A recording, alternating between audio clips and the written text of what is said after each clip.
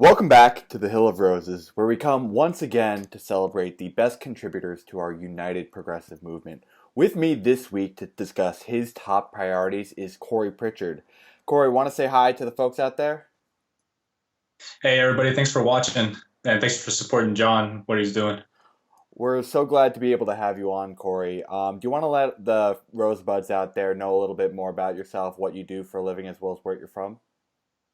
Sure, yeah. So I grew up here in around Dallas, Texas area. After graduating high school, I joined the Navy for 5 years. I wasn't in a combat role, I was in a support engineering role. Um, Whenever I finished my service there, came back to Texas. I'm now studying biochemistry at the University of North Texas, as well as working at a copper factory, quality assuring in the quality lab back there. So I'm kind of able to work with what I'm studying a little, but yeah, that's about it. That's me. Well, that's a very cool experience that probably had you in a lot of different scenarios that you had to get creative and problem solve in. And so Yeah. I found it very interesting the list that you came up with for your top three priorities you wanted to discuss today. One of which is a topic no one has come on to discuss so far, which is your third priority. So your top priority you gave me was wealth inequality. Your second was foreign policy, and the third that no one else has come on to discuss is reforming the CIA, the NSA, the Department of Defense, as well as FISA. So I wanted to start with your top priority first, wealth inequality. Why did this become your top priority, and how did this become something you became an advocate for? Well, as most families, my family was very affected by the 2008, 2009 recession. At that point, my family was doing very well. I think I was about 12, 13 around that time. But we lost our house. We downgraded, moved into a much smaller house. We had to share. Everybody was sharing rooms. Um, and then we ended up losing that house, moving into an apartment, which was very cramped for a family of five at the time. Um, so, and everything that went into why the economy crashed so hard and why it affected those on the bottom the most really got me interested in why the economy works, how it works, how I can better prepare myself, how I might be able to help other people that might come across the same situation later on. Because, we should always expect recessions. They do happen in cycles and we can predict them. It's almost on the, not almost on the dot, but it's pretty close to happening within the same, 10 years or so. So it's very hard to see people go through the same things. And that's led me to research a lot into why or to what extent things are imbalanced, why there's so much wealth held by, the top 10%. The top 10% owns 84% of the stock market. They, are paid the most, of course. So there is a huge disparity. And I think our economy could work a little bit better if that wealth is shared by those at the bottom, those in the middle, because it does help bolster small businesses. It creates a more stable economy in which you don't just have a few corporations that could go bankrupt or could start laying people off and affecting, massive amounts of communities. If you have, much stronger small business, much stronger economy for individuals, then you're not going to have such a huge effect when things do go wrong.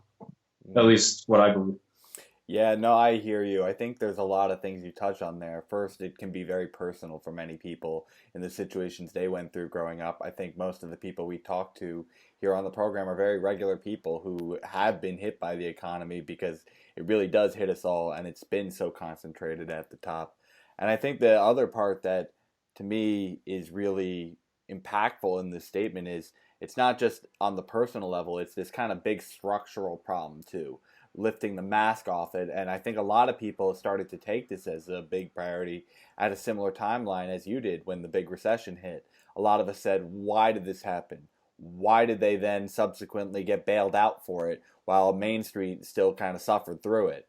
And I think it's kind of apropos the time that we're talking about this, as of the time that we're recording, the market just took its biggest hit in forever, essentially, because of the Yeah. coronavirus scare. In your opinion, what has been this main driving factor that has caused such a divide in economic inequality? I think it's just a fundamental misunderstanding for middle class Americans, for the lower income Americans as well. Um, because what I see, or what I think I see, is you have wealthy individuals that are, I wouldn't say stingy with their money, but they are very smart with their money. They're not going to buy a lot of what they want, even though they have the opportunity to do so. Anybody can make $200,000 a year and still live paycheck to paycheck. It happens all the time. And then you have people that, are in that situation or have been making, great incomes for several years. And then all of a sudden, they'll lose their house, they start losing their cars and everything, but they're overextended. They're spending too much of their money. They're not saving enough. They're not investing enough. And that's pretty much across the board for low income Americans. They don't even have any knowledge of, what's a certificate of deposit? What's a PE ratio? What's a PS ratio? How do I read a company's valuation sheet? They wouldn't even know to look into any of that. They don't know that there's, programs out there like stock simulators where you can learn these things and engage in the economy in which, those at the top do. You can learn those skills without having to risk anything. But I don't know if many people even know about that. And money itself has the ability to attract more money. So the more money you have, the more money you can invest in something, the more returns you'll get. Yes, it's still a percentage, but if you have, someone investing $1 billion and they earn 10% on that billion, they're going to see millions in returns. Whereas if you're just an average American and you have your 401k and you're getting, maybe let's be generous and say you're getting the same 10%, you're only going to get thousands of dollars in return. Whereas, the billionaires get millions. And one, you can live on that as an income whenever you accrue so much wealth. Whereas if you are just a working class American, you still have to go to work every single day. You still have to grind.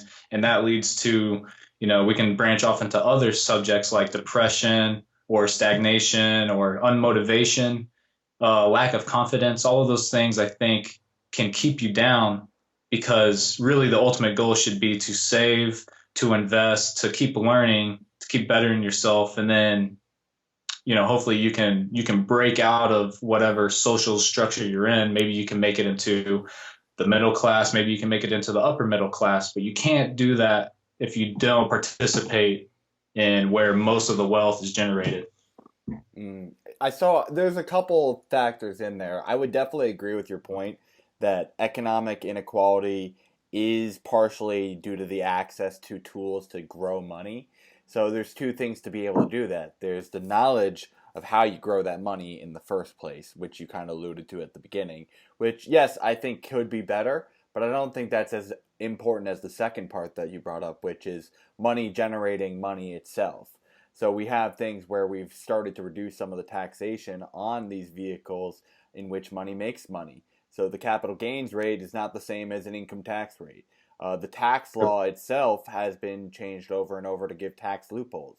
We're now at the first time, I think it was in 2019, that we ever had the tax rate of the top 1%, the effective tax rate, be less than what it was for the bottom 50% of people. Mm-hmm. And that's a crazy idea, where you're going to essentially encourage the stockpiling of wealth over time because money in itself is making the money. I'm curious, what do you think could be something that really helps bridge this gap and actually starts to shrink the economic inequality in our system? Yeah, I just want to hit on it real quick. That was a good point, because the capital gains tax rate, if you are a long-term investor, can be 15%, which is drastically below the average, 20, 30% if you're actually going out and working. to make that money. So that is a very good point. You definitely need, but it's tricky because you don't want to discourage investments and you don't want to slow down economic growth by taxing the capital gains so much. I mean, that's kind of the idea.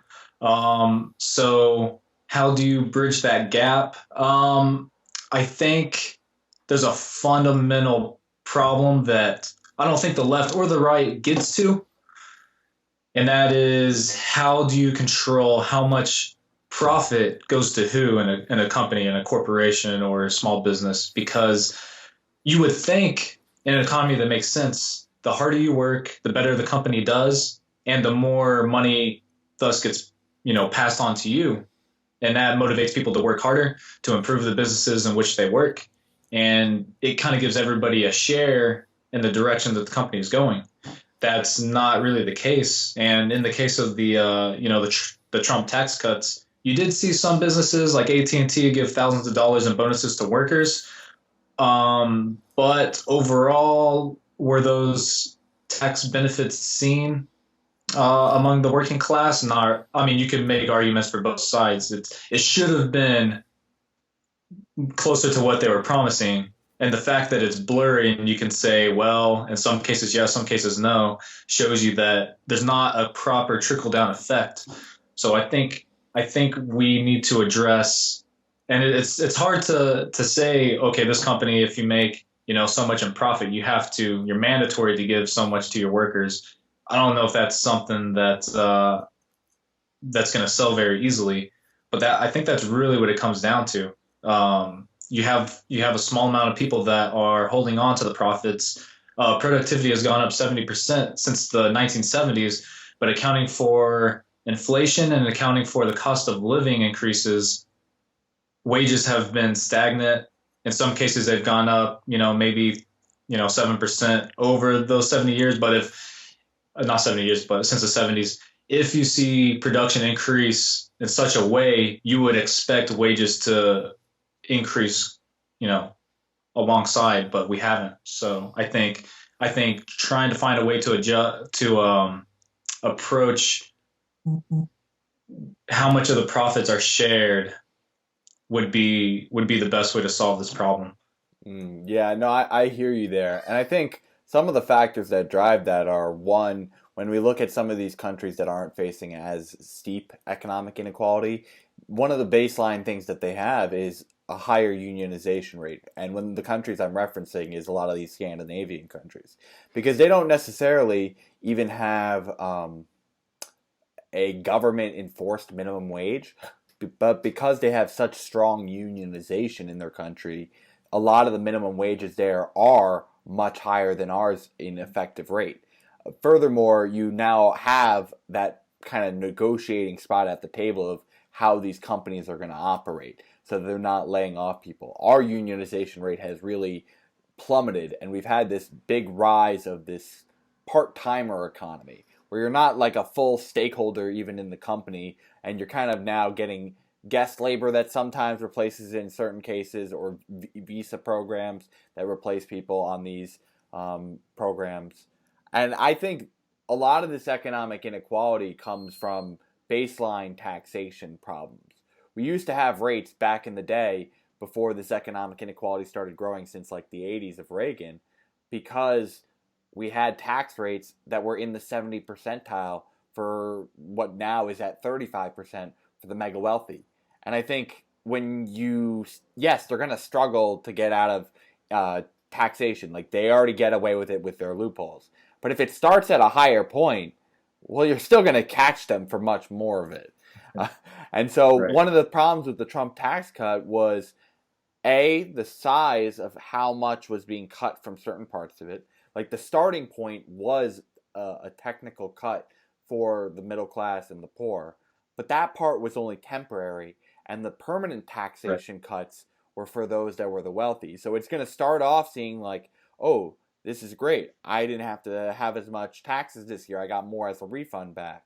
But then after 2020, I think it was even after 2019, it's no longer in effect. So now the permanent tax cut goes for the wealthy, well, you no longer get your tax cut. It's back to normal.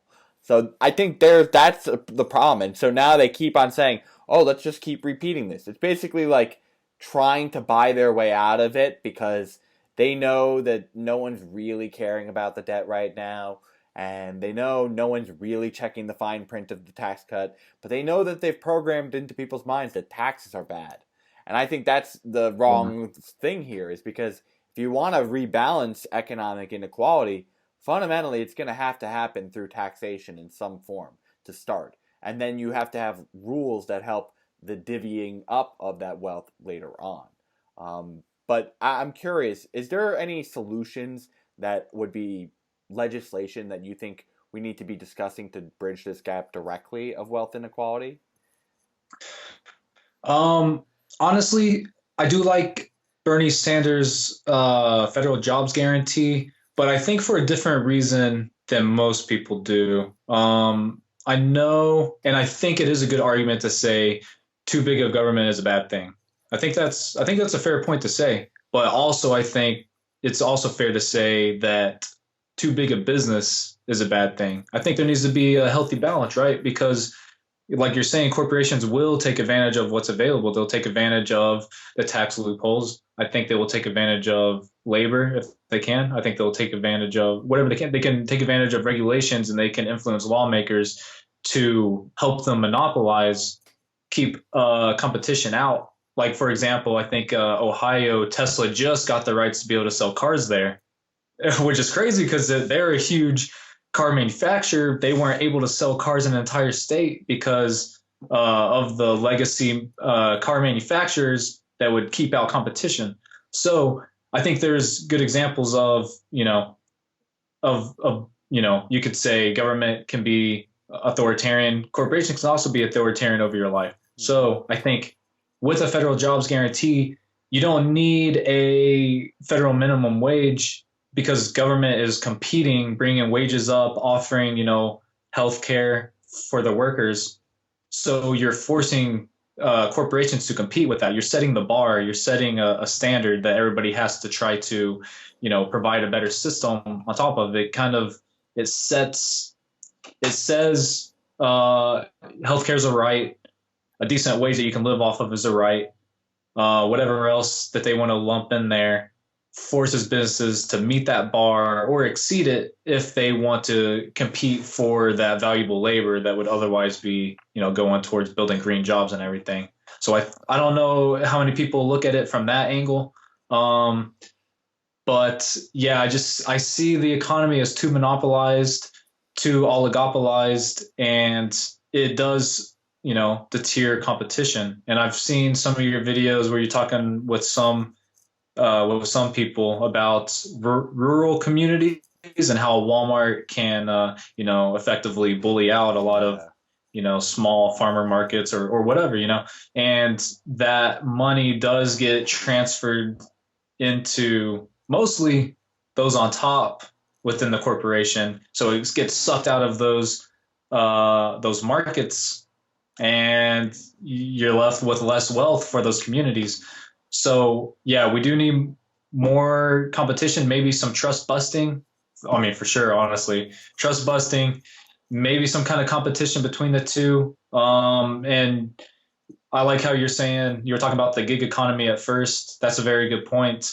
Um, my sister actually recently got a job at Target. She's working, sometimes 35, 38 hours a week, not meeting that 40 hours a week, even though she expresses that she would like to. She's not able to get the full benefits Oh that yeah. would come with just a couple more hours. And So here's the there are crazy thing certain about rules. that. The crazy thing about that is if we did what you said with Yeah. universal health care, that becomes not a problem anymore. The company might start actually giving them more hours for more pay because what they don't want to Yeah. do is they don't want to treat you like a full-time employee because they don't want to have to enroll you in all the benefits, one of the biggest of which is healthcare.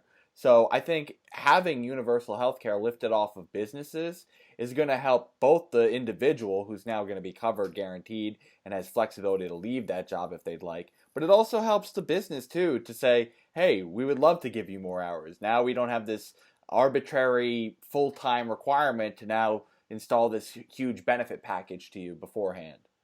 Yeah, and to build on that a little bit, uh, it does also benefit the economy as a whole and all of these individual businesses to have a healthier workforce, Of whether course. that's physical health or mental health. Because people do struggle with psychological issues. Some people are depressed, suicidal, whatever. Clearing up those issues and whatever else physical that could be weighing you down would stimulate more economic growth. Oh, for So, sure. And I'm imagining now, as we alluded to before with the whole coronavirus, if you can't go get treatment and you don't have sick leave guaranteed, which our country doesn't have, uh, a lot of poor people are going to just keep going to work when they're sick. And that causes pandemics to spread. And how do you go get yeah, treatment for a pandemic? Someone who says, oh, healthcare is too pricey is just not going to get treated, and they're going to just keep spreading stuff. So I think that's totally right. right. But I wanted to get back to one thing before wrapping up on this segment on a federal Okay. jobs guarantee that you had mentioned beforehand. I personally don't mind the idea of a jobs guarantee. I think there is something to be said about anyone who wants to work should be able to work. That we should be competing and giving that option so that all these markets that we have some competency in already, like infrastructure, like education, like healthcare, that we can actually have some competing force. What I don't like is I don't like the federal implementation of it because Okay. one of the problems that I have is we all think about these programs in their best case scenario, the people who propose them right now. So a Bernie Sanders type of administration, which is kind of leading this proposal, we think, oh, you know what, it's empathetic, it's going to be used for things like climate change, it's going to be used for things like infrastructure and teaching. But then you have to think about it in the other situation where you have it in the wrong hands. What would a Trump administration be doing if they had a federal workforce guarantee? And if you want to keep your job, you're going to just do what the Trump administration says. Otherwise, you're going to be thrown out on the streets again without a job because they could just say, I'm sorry, this job that you had beforehand building green technology, we're wrapping up shop here. Or this cleanup project for pollution, sorry, we're wrapping up shop here. We're going to only employ these types of projects, which is a problem when it's on a federal level in my mind. Then you have some of the Yeah. procurement problems between federal levels and local levels. I think one of the Yeah. best ways to do this is it should be a local and state initiative where if they want to guarantee jobs for their state, they should do that. I think that is more than a fair consequence. I just worry what would happen when you have the federal government dictating what jobs are available across the country, as well as controlling the funding for those projects as well. Because Yeah. imagine you in New York having to fund the projects that, let's say, Arizona decides to start building some walls in their country in their state as a way to be able to provide work. We want to build more wall. But you in New York are like, I don't want to fund this. That's not what I want to do with this job guarantee. But if you do it locally, you know what your money is going directly towards in terms of work. Yeah, I think that's a good point. I think now that you're mentioning that, it could be seen as kind of short-sighted. I don't know what the expectation is. Bernie Sanders gets elected, and that kind of leadership keeps continuing to get reelected. That's not historically accurate. We know that it goes back and forth. Could be, rhetoric will It's a heat up on major both political sides. football. Yeah, it's a major Yeah. political football now. That's going to just keep going back and forth. Yeah, you're right. And I like that you do focus on keeping things local.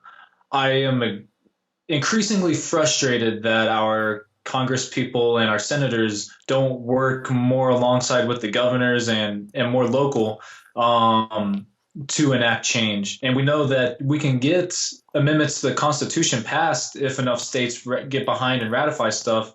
And it's crazy that no one takes that route. No one even talks about any kind of amendments to the Constitution. I don't Oh know yeah. if they're fearful of the other side pushing back, but there's definitely things that both sides agree on, or at least they make it seem like they do, right? Like ending the wars, legalizing marijuana. We just recently got gay marriage as of what 2014. That's pretty crazy that it took that long. we should be working. We should see more cooperation between the two. Maybe senators and Congress people saying, "Hey, we really want to get this thing passed. We have this coalition. We don't necessarily want it to fall into the hands of the federal government. So we'll work with the states and we'll get a certain movement. And you can mobilize people like that. But it does seem like the system is very clogged and does not want to work in the way intended. So I am very glad that you mentioned that. I think, yeah, honestly, in a perfect world, we would get more things passed on the local level like that to address, such things as wealth inequality. Yeah, no, I strongly agree. It's one of the reasons why I was so vested for a while in my own local congressman's election because he just never comes to the district to work with these types of bodies. I want to know before we kind of go into the second topic, is there anything else that you think the people out there who want to be advocates for a subject like wealth inequality should go do to be a proper advocate in your mind? Is it getting involved in their local communal like activities, specific candidates? What's the real solution to be an advocate in wealth inequality?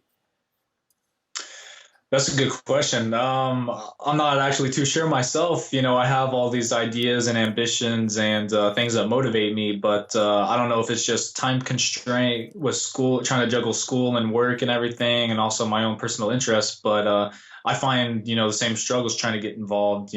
Every so often I'll look into and research, different ways, different groups, how I can help and everything. But a lot of times I come up empty-handed.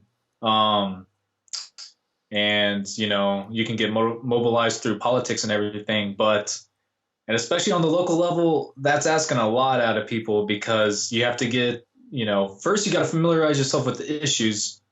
Second, everybody will sound like a good choice. Like if you're not too up on the issues and know the rhetoric, a Pete Buttigieg can sound good to you, and Amy Klobuchar could sound good to you. That kind of personality on the local level. Then you spend all this time and money trying to help local politicians get elected.